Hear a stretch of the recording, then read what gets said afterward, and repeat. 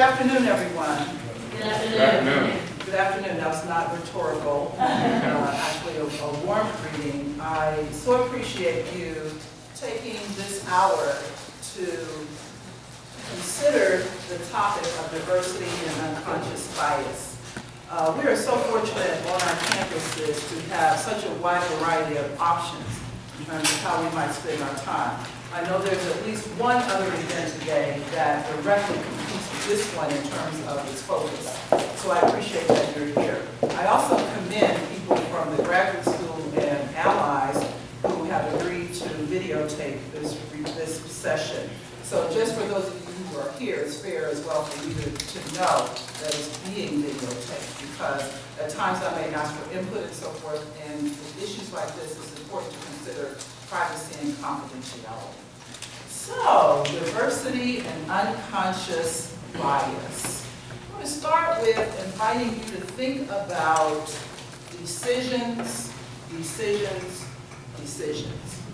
And think, first of all, about your week thus far, and specifically your week in terms of whatever role you play on this campus, right? So from Monday morning until this moment, even your decision to come to this session, got it? So I want you to think about those decisions and think about how conscientious and conscious were you in making those various kinds of decisions related to your job. So start, first of all, with just taking, I'll give you about 30 seconds. If you want to write it down and just want to think, write about, well, what are the kinds of things I made decisions about related to my job, okay? So 30 seconds.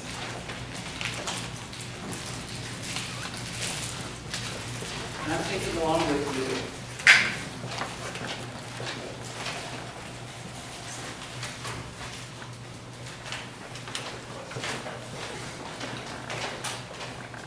Hear from some of you. What kinds of things did you, as related to your job, have to make a decision about? Please raise your hand. Yes? What time to get up? What time to get up in terms of actually coming to work? Great. What else? Parking. Parking. Where to park? Great. What else? Let's get into the job itself, because these also matter. Don't get me wrong. As well as thinking about the job itself. Yes, sir. Issues of patient care. Patient care, okay? And I can only begin to imagine, and when you say issues, there's so many different things related to patient care. Ms. Richards. Which office location will I actually physically go to today, and what are the priorities related to that? Very nice. Where will I go? Where will I locate myself? And when I get there, what will I do? Right? What are my priorities? Yes, ma'am. So, applying for grants, which grants should I apply for first? Which grants should I apply for? Excellent. Yes. Scheduling, asking for help, Scheduling, asking for help, assigning tasks. assigning tasks. These are great, and they only begin to scratch the surface. And thank you all for sharing those. And as you think about those decisions and others, one of the things you can do is, first of all, separate those related to just kind of moving around, getting access, the notion of parking, what time to get up, how late to stay, right? All of those do matter, as well as there's some decisions that you have some formal criteria, formal and informal criteria that you use to make those decisions. Others, you don't necessarily have any formal criteria, but somehow we've learned how to make those decisions. You agree? Okay, so why would I start a discussion about diversity and unconscious bias by inviting us all to think about decisions we make related to our job? Not a rhetorical question. This is our experience together today. So why do you think that might matter, the notion that we're constantly making decisions and acting on them? Yes? Because bias might play a role in our decision. Excellent. And in fact, bias has to play a role, right? So the first place to begin, and what we're going to do today is define what we mean by diversity for CU Denver, the Answers Medical Campus. Define what I'm talking about in terms of unconscious bias. explore ways to disrupt bias, but before that, really dig a little deeper in terms of why unconscious bias matters. And certainly the notion of decision-making in our actions is crucial to that. So that's what we're going to do. And the notion of bias is not a four-letter word. Well, yes, it is. But, it's not a bad word because we need to be biased. We need to discriminate. We need to distinguish among things, right? We need to favor one thing more than another. Otherwise, we could never make any kinds of decisions. We wanted everything to be equal, even, right, and do some things the same way. However, when it comes to unconscious bias and diversity and decisions that matter to that, it's crucial that we become much more aware. And it doesn't matter where you are, where we are, because I've done a lot of these presentations. I appreciate the opportunity.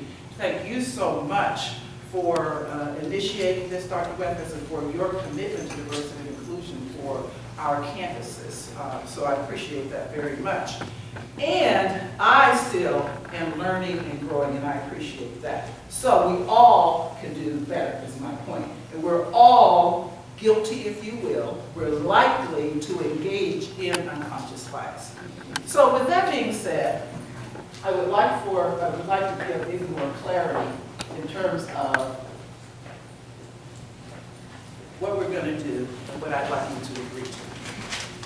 The first thing is, will you agree to be fully present in this time we are together? Yes. Fully present.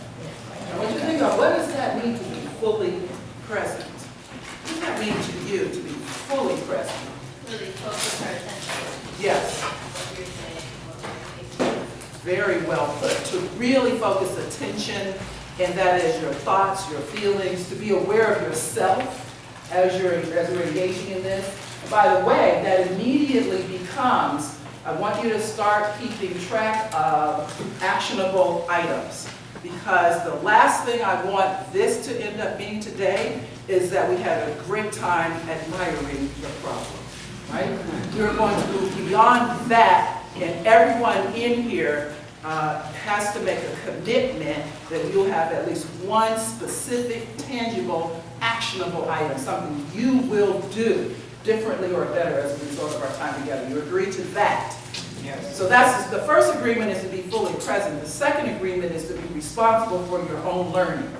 So believe me, I'm going to share some specific, explicit ideas and actionable items, and I want you, in service of all of us, to also generate those ideas. And there's going to be some time toward the end of our time together for us to share some of those, all right?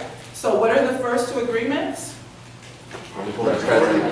Fully present and responsible for actionable items. And so the third one is actually related to fully present, but important to really specify, which is to be fully receptive, right, and open. Receptive and open. And open to learning something new, or open to being reminded of something that you already knew, right? Everyone agree to that? Yes. I do too. Okay. So with that said, I've already stated the goals. Let's move forward in terms of, first of all, this notion of diversity. Because, as all of us know, as whatever our roles are in the academy, it's so important to clarify our terms. Otherwise, we operate with assumptions and biases in terms of what does something even mean. So in terms of diversity, I'm referring explicitly to how we refer to diversity in our campus's strategic plan. And as you heard earlier, our strategic priority in terms of diversity is to enhance diversity university-wide and to foster a culture of inclusion. And I didn't have anything to do with writing that diversity strategic priority or developing the goals and objectives, but I am so pleased that that's what I get to do. That when I agreed to take this role 3 years ago, I said I'll do it partially because we have this comprehensive, ambitious goal when it comes to priority, when it comes to diversity and inclusion. But more specific to us for today is that our framework for diversity recognizes historically underrepresented persons and groups in the areas of race, ethnicity, gender, sexual orientation, veteran status, and ability status. It's coupled with added recognition of dimensions that speak to nationality, religion, socioeconomic status, diverse experiences, perspectives, and attributes. So that covers a lot. And their intersections. Really important to think about intersections, because sometimes we may foreground race and neglect to think about how other aspects of identity also factor into that.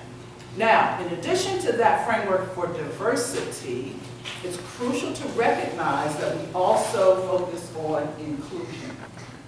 So whereas diversity seeks to really factor in underrepresented groups historically, especially in the United States, but certainly across the world, inclusion means no matter who you are, right? No matter who you are, you feel respected, valued, considered, etc. And that's where I feel especially committed in my office, because sometimes in our zeal, in terms of really representing, really serving, really leveling the playing field, really blasting, especially conscious biases and discrimination, and we need to do all of that. We neglect to consider members of dominant groups. We oftentimes neglect to consider their roles as allies, neglect to consider how well are we actually providing the resources, a variety of resources, to assist in terms of ensuring that we can accomplish our goals and objectives in terms of underrepresented groups. Also, key to this is, as we think about health disparities, we think about all of our students and that we want to prepare them for an increasingly multicultural world. It's only fair and reasonable that we think about every single one of them.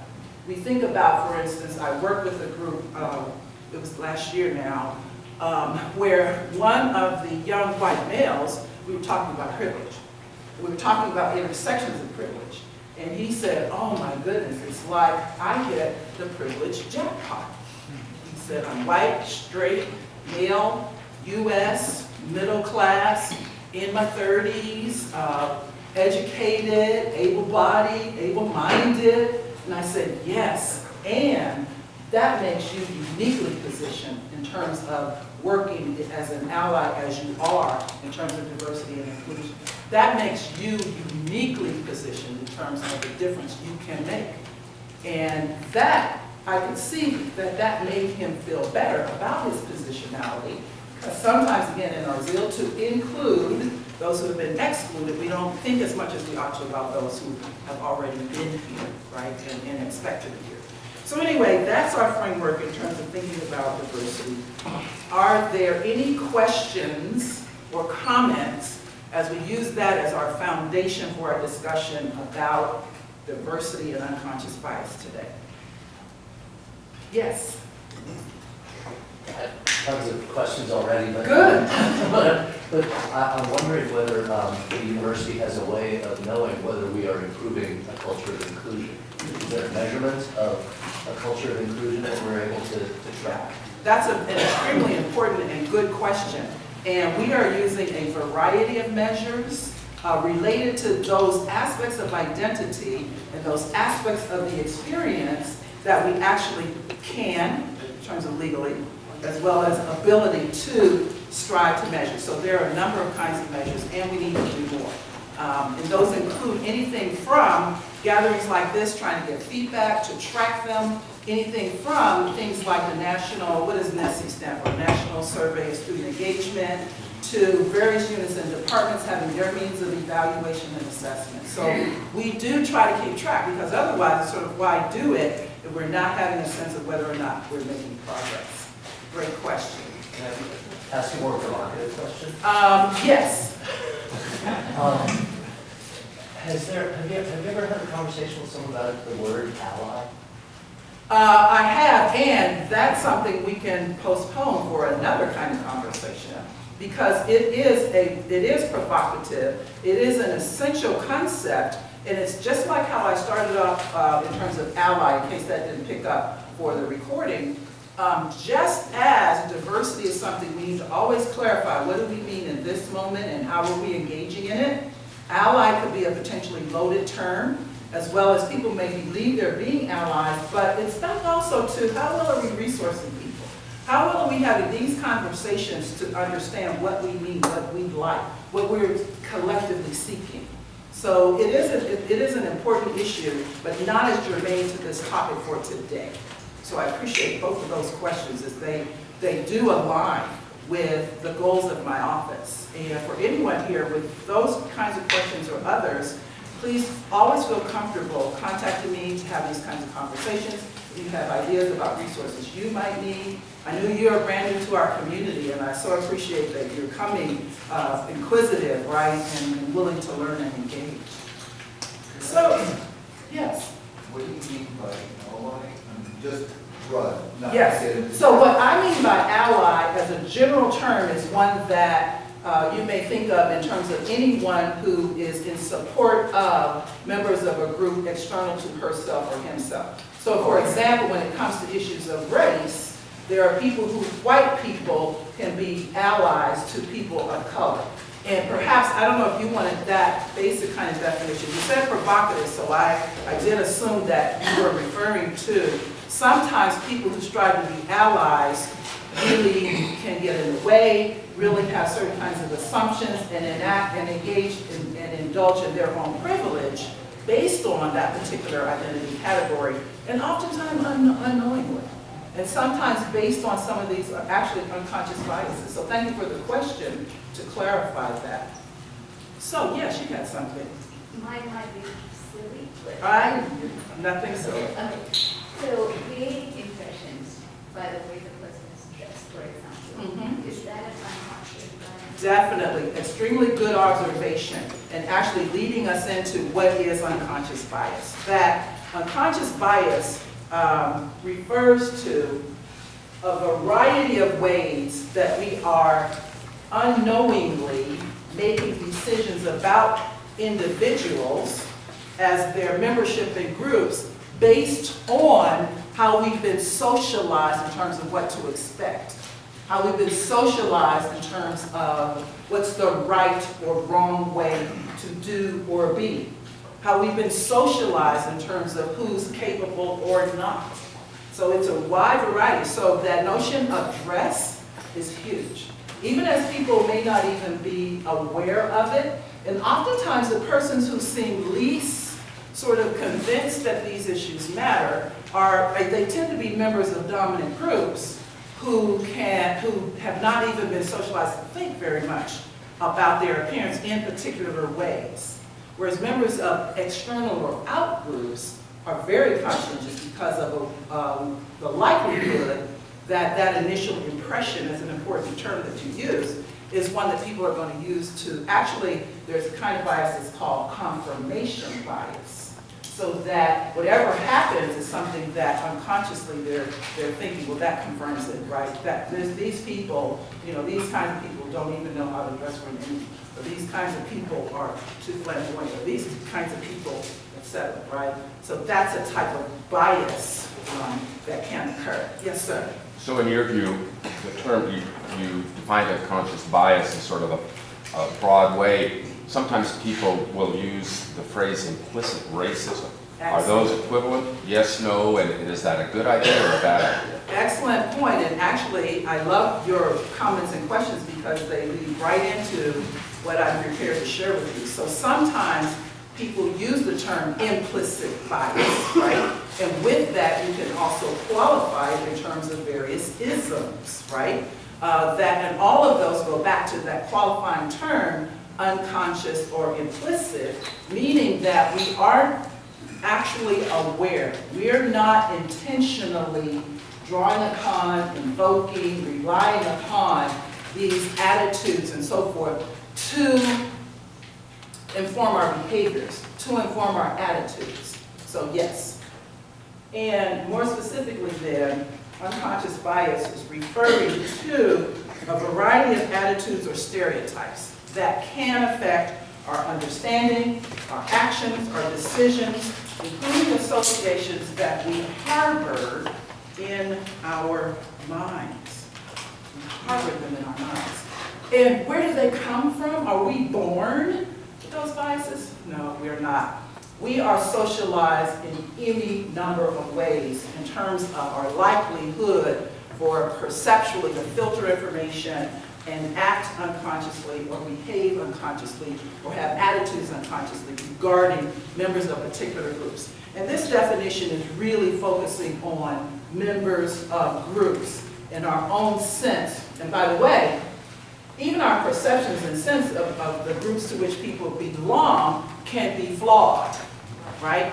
So we might look at someone, and in fact, some people that I know, even those who don't identify as multiracial or biracial or multi-ethnic, right, there just may be something about how a person looks that they share that people say to them, what are you, right? And to me, that very question is a demonstration of how unconsciously or sometimes consciously we're trying to put people into categories and we're trying to make sense of our world. And that goes back to the point that bias is not a four-letter word. A lot of these cognitive behaviors are important and significant to how we move around in the world. The challenge becomes the ways that they influence us when it comes in particular to members of certain groups. So even more specifically is that unconscious bias is a form of rapid cognition. It's almost like decisions you make you're not even aware of it, right? You're filtering in some kind of information or data and your brain is doing something with it. And it's related to thought patterns and assumptions. And again, in terms of how I'm defining this and how others who are doing work on implicit bias and unconscious bias based on cultural stereotypes, okay? And those stereotypes are, and you can't see the top of that, that's okay, I can tell you that. And you probably can see enough of the culture, race, ethnicity, seniority, income, education, physical ability, you see all of those. Notice how many of those also align with how we define diversity conceptually and in terms of demographics and identity categories for our institution.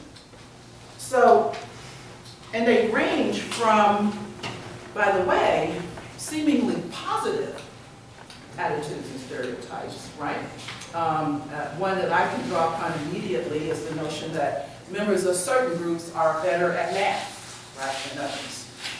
Members of certain groups are better at, you kind of name it.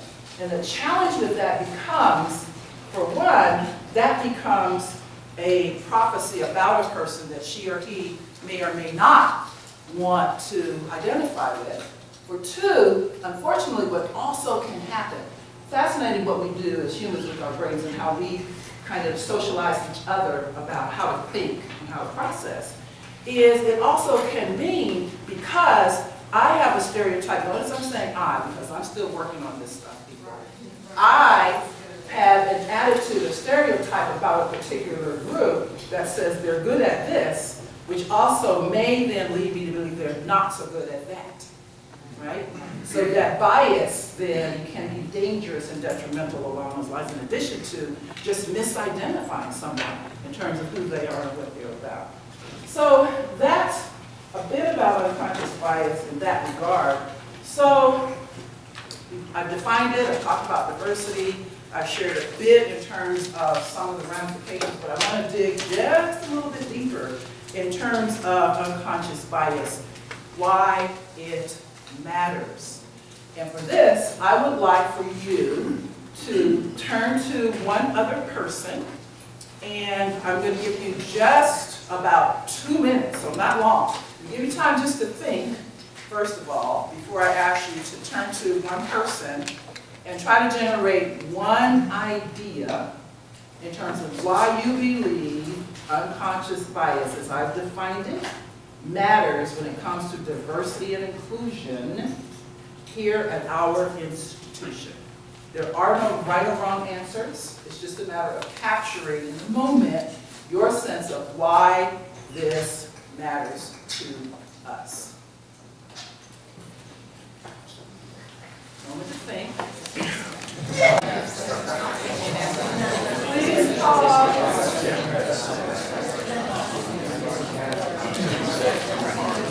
Please pause.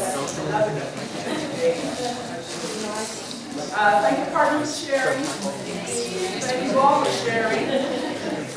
Let's hear 3 different reasons that you all generated for why unconscious bias matters. Yes? We were talking about it can cause kind of a unconscious tunnel vision, maybe where you're not seeing these other characteristics, you kind of.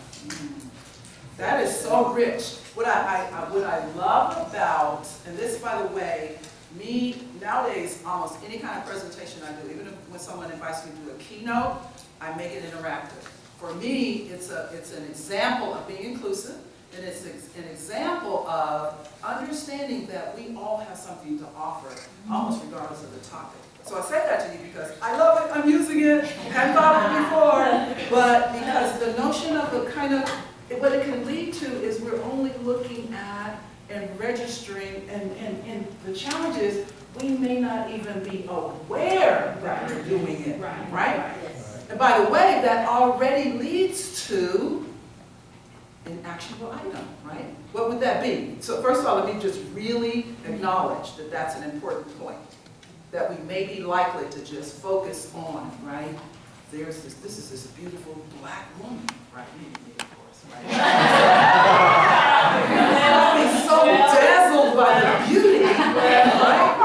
That you miss the brilliance. And the humility. So, you know, kind of all jokes aside, what becomes an actionable item? If you kind of, because people are nodding at that, right? What can you do? If that's a likelihood, what can we do?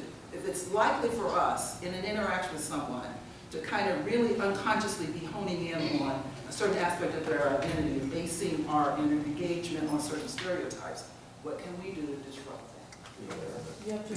First of all, be aware. Excellent. You'll see that's first on the list of recommendations, is to be aware that every single one of us is likely to be biased. And I want to impress this upon any of the other members of the audience who, like me, identifies in some of the underrepresented categories. Because what happens to me sometimes, in my own sense of how I might be likely to experience some kind of unconscious bias because of my gender, my race, my age, right? That I may neglect to recognize I can do the same thing to other people. Okay? So this is about all of us. So very good observation, good tip immediately. So we're going to have at least 2 more reasons why it matters. Yes, back here. I was just thinking, it also, I think, really dampens your ability to empathize and feel an individual because you're so busy forming a construct, you don't see what is really needed at that moment to be able to help someone.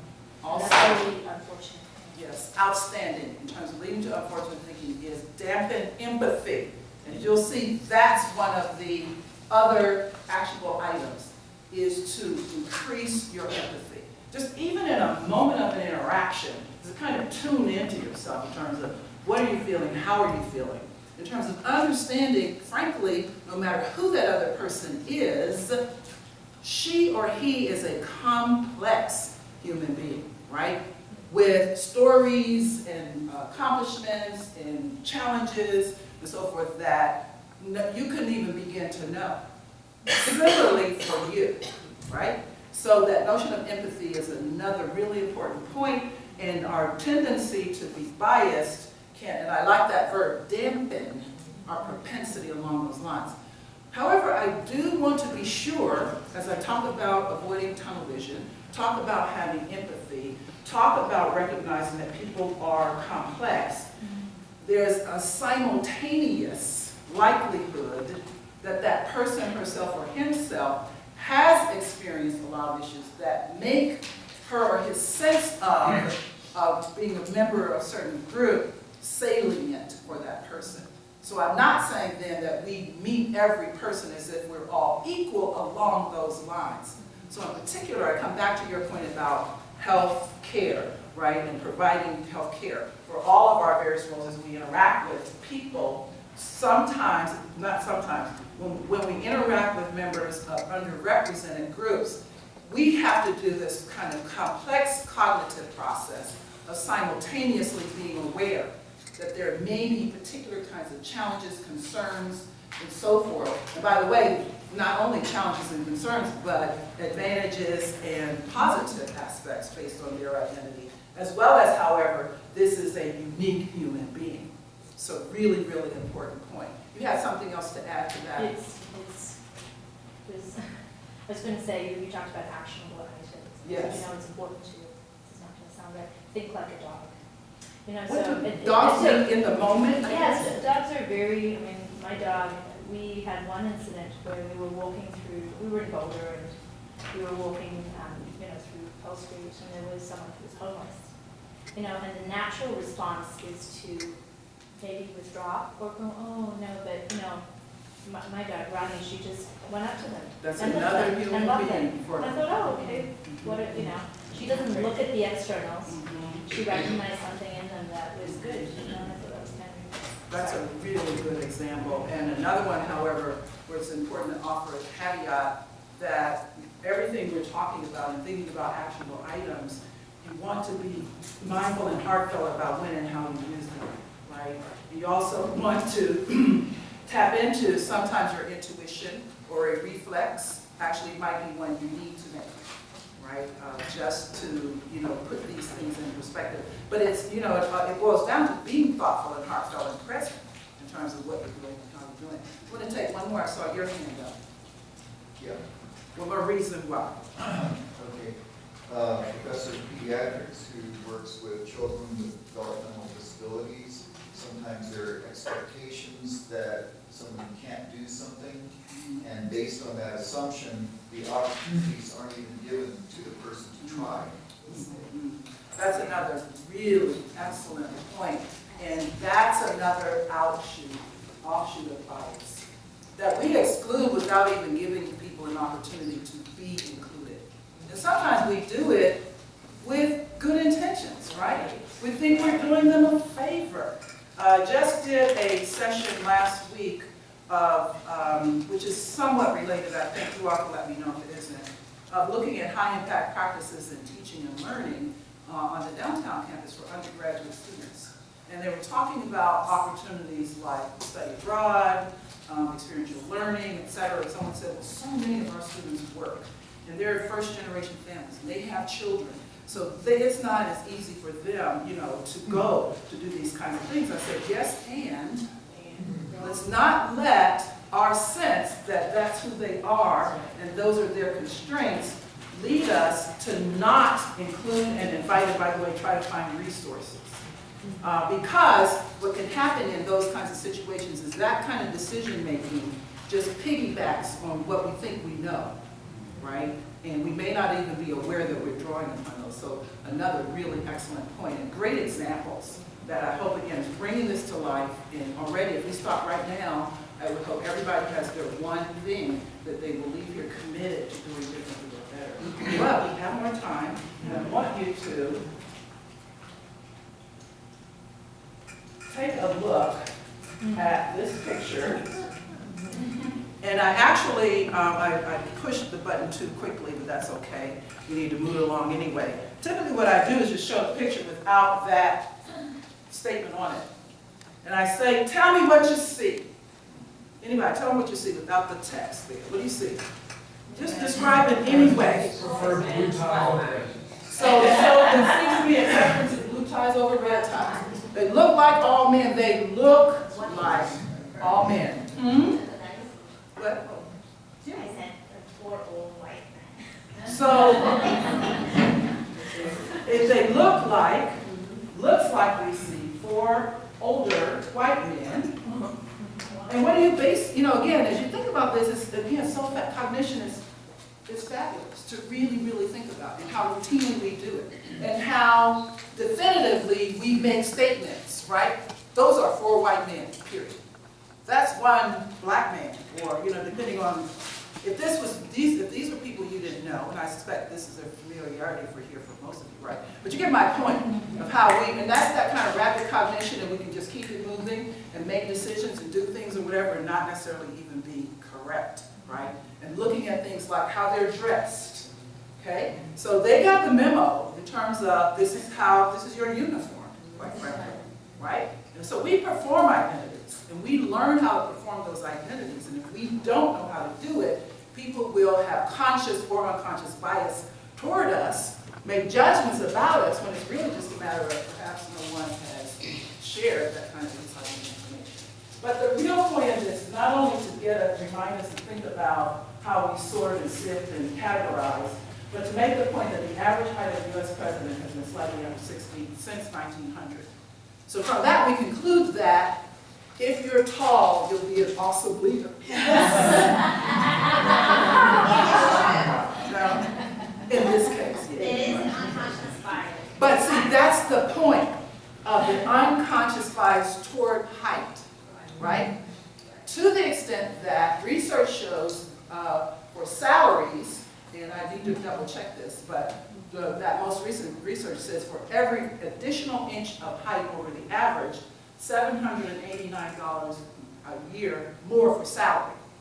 And I always say, my boss didn't get that memo. Or maybe it's because I'm a woman and I'm black, right? Or maybe it's because I'm in communication and not medicine or business. I mean, there are lots of different kinds of variables, right, that could come into play. Maybe it's because I've been working at CU since 1989. So if I got out of this market and went, you know, for market value, so anyway, that's getting a little off base, but not. Because all of those kinds of variables, there are built-in biases that we take for granted in terms of what we do. So this point is one that's important to think about, is because doesn't it seem unfair, if not ridiculous, that 90% of CEOs are above average height, right? And that doesn't necessarily correspond with capability. But part of what happens are the kinds of biases with which those individuals who tend to be taller have lived, as well as people interacting with them, as well as us passing on unconsciously these kinds of biases, that those are the kinds of behaviors that occur. Now, related to that as well is, how about, so that's choosing a CEO. How about prescribing or denying medical procedures to people because of their race? Giving employees lower performance evaluations because they're overweight? Treating people who are basically the same differently only because of their clothing? Calling on boys more than girls when they raise their hands in school? I'm guilty of this. Early on in my teaching career, I had the wonderful advantage, I was at CU Boulder, I was recruited there in 1989. I had the wonderful advantage of engaging in some professional development in which we had a researcher come to talk about how faculty members engage with females differently than males in classrooms, showing a bias toward really affirming males in particular ways. And I was, you know me, some of you kind of get to know me. I was like, I know how to do that. Then I said, okay, open. And I began to observe myself. You could have put me in the book, under the study, right? Like classic, in terms of ways I was responding. Where did that come from for me? From a lifetime of being in classrooms and seeing people model those kinds of behavior. Of a lifetime of being taught that women and men vary in certain ways, girls and boys different in certain ways. So that was a wonderful wake-up call for me, that I became more mindful and thoughtful. And I tapped into best and promising practices to strive to be much more equitable and inclusive in those practices. So there are many, many behaviors, and it's a mere sampling of the hundreds of ways that all of us make decisions every day to the detriment and also sometimes in positive ways for others. So there's a ton of research, and the research is increasing and growing. I'm going to share a bit with you. For anyone, I think you have access to people who are attending or signed up. There's a phenomenal little 5-minute video, if you haven't seen it, by The Ohio State, which condenses a lot of this kind of research. I decided not to show that for us because we need those 5 minutes for our interaction in this relatively short time, covering a whole lot of information, and also wanting us to interact. But it's a really phenomenal video. I'm also pleased to say that I've requested and received funding that I will be creating a similar video from the University of Colorado Denver Mansion's medical campus that looks at more recent research in terms of unconscious bias. But this vast body of research demonstrates repeatedly and convincingly, and oftentimes with extremely rigorous research and researchers in universities and think tanks and other entities, that unconscious or hidden beliefs, attitudes and biases beyond our regular perceptions of ourselves and others underlie a great deal of our patterns of behavior about diversity of all types. The categories that I listed earlier that matter to us. Consequently, we make choices that may seem to be overt prejudice even when they are not. Now, it's important to keep in mind, some people are consciously ist, right? And frankly, I'm not interested in working with those people. And frankly, I love working on these two campuses because I believe that most of us are not. And I believe that where we will make progress is through interactions like this, through commitment, through us providing the resources to help people understand these issues and to be equipped when it comes to issues of unconscious bias. So it's important to recognize, however, that the concept of unconscious bias is not out there. It is, all of us. It also applies to each of us separately. So I'm going to give you an early and then a most recent example of research and tell you that there's lots and lots more. I just found my notes. Okay, let's take a minute. Fascinating. No, I'm not. Let's take to the script. So, this one was in the 1980s when members of symphonic orchestras, someone was keeping track, and they realized that although more and more women were striving to be members of orchestras, there were fewer of them proportionately actually members of orchestras. So someone came up with the idea of blind auditions. So they auditioned behind a curtain, and the numbers increased. However, the numbers didn't increase as much as they could, and they realized there's one thing they needed to correct, which is they began to ask the people who auditioned to take their shoes off before they approached the area. Some of you get it, some of you may not. It's like oftentimes women wear shoes, right? And so what the researchers contend is even that little cue got registered in terms of decision making. Isn't that fascinating? So this is a research called Orchestrating Impartiality, the Impact of Blind Auditions on Female Musicians. A more recent one, and there's lots of this kind of research, and you've probably heard of resume research. So here's how this research works, is sending out researchers in a variety of disciplines, sending out a large number of resumes to prospective or applications to prospective, you name it, right? Employers, graduate school admissions, et cetera, leaving everything exactly the same but the name. So some of these they've done with female and male sounding names. They've done them with Hispanic surnames and white sounding names. This most recent one is black and white sounding names. And if some of you don't think you know what that is, you really do know what that is. However, it's one of those areas where you may not necessarily be tracking, right? And yet it does happen. And what the research found is that Deshaun, DeAndre, Ebony, and Aaliyah were much less likely to a statistically significantly different degree to actually get a callback or get a request for an interview. And again, though, the researchers contend that it wasn't that, and by the way, most of these research projects are sent to a wide variety of people. So I don't want you to leave here thinking it's just the white people, right, who make those kinds of decisions. All of us have been socialized, right, to respond unconsciously in particular. And then one thing I haven't said yet is that one of the challenges about unconscious bias is for most of us, they are so counter to who we know ourselves to be.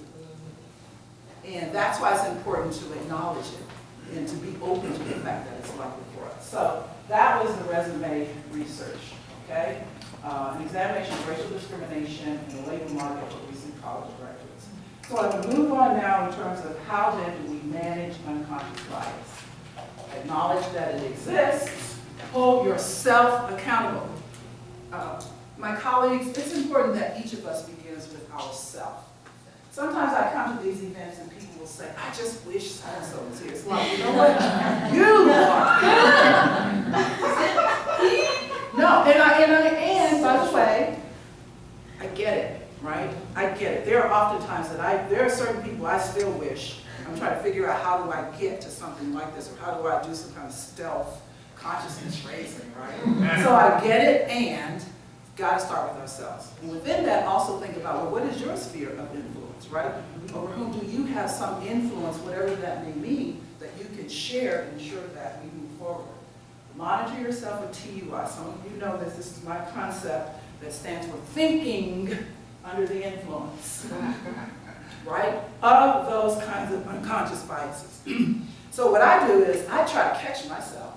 And I'm like, aha, gotcha, write you up. I'm writing you up, Brenda J. There you go. And for me, it actually increases my empathy.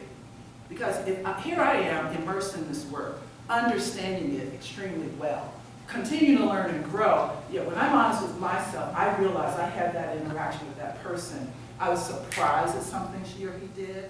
When I tap a little deeper, I realized it's like, wow, I guess, I'm operating under the stereotype that I don't think X kind of people can be like. Being honest doesn't make me ist at all, makes me a product of our environment, right? And ways we've been socialized. I've been socialized up to being like a full-fledged card-carrying senior citizen, so it's been going on a long time, right? And that's a lot to disrupt. So monitor yourself for that. Grow your empathy. We talked about that earlier. Interrupt bias. And the good news is this is something, thank you again for this opportunity, because I found new research, new actionable items which invite people to take a look at your very practices to try to identify what kinds of ways might you be biased and what can you do about it. So I worked with a group recently and I want to be careful of how I frame this because I don't want you to identify the group, even though the good news is they were so receptive. But it had to do with admissions for for graduate studies. And one of the members of the admissions committee observed his sense that committee members were relying on something that wasn't one of their criteria. But that he felt that this was an underlying kind of bias. So I'm not going to say what it is because it might become obvious to you all, who we're talking about. But as we talked it over, we were able to identify, and I don't know how powerful then the example could be if I can't tell you. Okay, so I'm just going to tell you. What the person said was there seemed to be a preference for people who had parents, who identified they had a parent who'd been part of whatever it is they were applying for. But that wasn't an actual criterion. So our conversation became, okay, so let's say there's something in that. What are you really assuming, right? What they realized they were assuming was a certain kind of experience, a certain kind of commitment, a certain kind of understanding that when I dug a little deeper, I said, so and how has that played out? They were like, well, not so much, actually, even though they were tending to rely on it. So how about making that the criterion? Then you have a more holistic approach which says, what kind of experience and understanding does the applicant have, right? And maybe you have that as a kind of question. That leaves it open for everybody, because the challenge with that unexamined bias and what that means in terms of who might get chosen is also what it means who might not get chosen, okay? So there are ways to interrupt. Analyze what kinds of decisions and processes you're using to figure out how you might interrupt it. Oftentimes people use that notion of blinding. There are ways to strive for anonymity. Late when I was, my late time of actually teaching formally, I started having students, when they were still handing in papers, put their name on the last page, on the back of the last page. So I tried to read them not knowing who they were. And fascinating for me is I found myself still looking for cues. And I think this is right? So again, cognition is fascinating. But try to interrupt it, try to identify your biases, and one of the wonderful ways of doing it, if you haven't done it, is the Harvard Implicit Association Test. When you can't quite see up here, it says, African American are good, European American are bad. And if you're not familiar with it, it flashes pictures at you based on different identity categories. Sexuality, race, career and science, a lot of different categories. It's been going on for a long, long time and extremely rigorous and so forth. And the last one I did, which was maybe a couple months ago, I have a moderate preference for whites over blacks, and I'm pleased to say, I've improved in terms of my sexual orientation preference. I have a slight preference for straight people over gay people, based on how I'm responding. When I have time, I actually have people who have decks of cards, so imagine you have a deck of cards, and I say sort spades and clubs and hearts and diamonds into separate piles, right? How quickly do you think you'd be able to do that? Then I say sort clubs and hearts, spades and diamonds. What happens is it's not quite, and so what happens is that because of how I've been socialized, when I see African American or good, I'm slower at saying yes, yes, yes. When I see things white or good terms, it's faster, just because I've been socialized. And that taps into this. So that's one thing to do. Review your criteria for making decisions, because I was working with a group where they said, well, if it isn't a fit, it isn't a fit. And I said, a fit to what? And what are the criteria that you're actually using? And maybe those criteria were appropriate way back even last year, right? Not to mention some of them go even back farther than that. By the way, this does not at all mean you need to reduce quality or become deficient. If anything, it means you can increase quality. You can increase the likelihood of gaining the phenomenal benefits of diversity. Establish guidelines. One of the things I'm hoping to do is to get a policy. I've created guidelines for interacting for search committees that speak to these kinds of issues, that include things like, we will agree upon how are we weighting criteria. Because oftentimes discussions unfold and people are weighting criteria, especially people kind of in the know and have done this for a while and haven't reflected. They're weighting some things more than others that are likely to be biased, or some groups more than others. And what I hope you see, especially if this is new for you, is a lot of this so doable. And it's actually very exciting when you think about it. Think about the potential for it. Foster an inclusive workplace. RESPECT, finding what it means to me, is very important. For every person that you meet, really strive to be fully present and engaged and aware. And what happens with unconscious bias is we are at times, so if anyone isn't keeping track of time and needs to leave by 1 year at a time, I have a little more time myself, however, and I'm almost done, but I just want to be fair and respectful of your time, is that what can happen in terms specifically of communication behaviors is another talk I'd be excited to come and do for you or anyone else, of looking at this notion of the micro messages. So our little behaviors tell ways we are biased towards some people or against others. So things like how long we have eye contact, who we give eye contact with at all, whether or not we want to keep it, rush or really take our time. Language that we use, ways that we fully acknowledge someone's name or not, right? Whether we address someone with Mr., Doctor, or first name. So there are lots of things we do that we can become much more inclusive if we're deliberate and present, and also if we talk with ourselves about, what makes you feel included, what might make you feel more included, what makes me feel included, what might make me feel more included. With all of that going back to inclusion, meaning we're doing this for everybody. We're not approaching something like this even though it's a part of it, so members who are underrepresented feel included and invited. It's for every single one of us. Disrupt stereotypes. So there's one that is a phenomenal, another resource I'll give you in addition to the Harvard Implicit Association is MTV has what I would call like an unconscious bias light approach that I still think is effective. And I think it's important to recognize people are in different places of receptivity.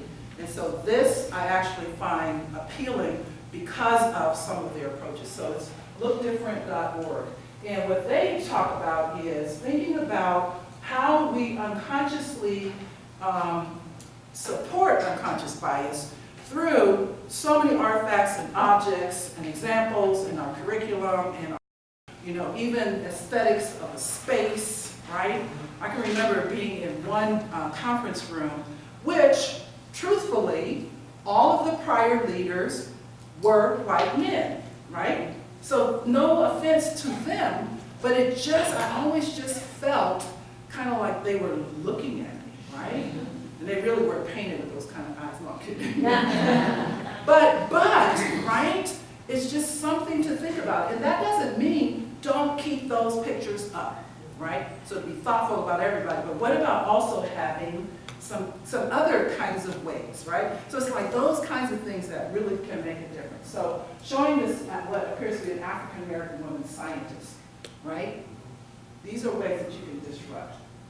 I want to conclude with just a couple more minutes in terms of inviting you, first of all, go back to my question about decisions, and to the goal of talking about what do we mean by diversity, what is unconscious bias, why does it matter, and how can we manage or disrupt it, is now going back to those various decisions you've made so far this week, and thinking about the kinds of things we've shared and things we haven't shared, to see if anyone, I just want to ask for two people from whom we haven't heard yet, if you're willing to say, now that you reflect on that, right? One of the things that you might have done differently, or actually that you did well and you're going to keep doing, right? Or something that you might stop doing. Anybody want to share for the good of the group? Yes. I work with a lot of interns in summer. Yes. I have one right now that's going to be here this year. And she's a woman of color. And I have a fear of asking her to do menial work. Yes. But, I asked her, I had to get the freezer thawed out. I have to delegate things. And I asked her, and she actually volunteered as much as I can do it.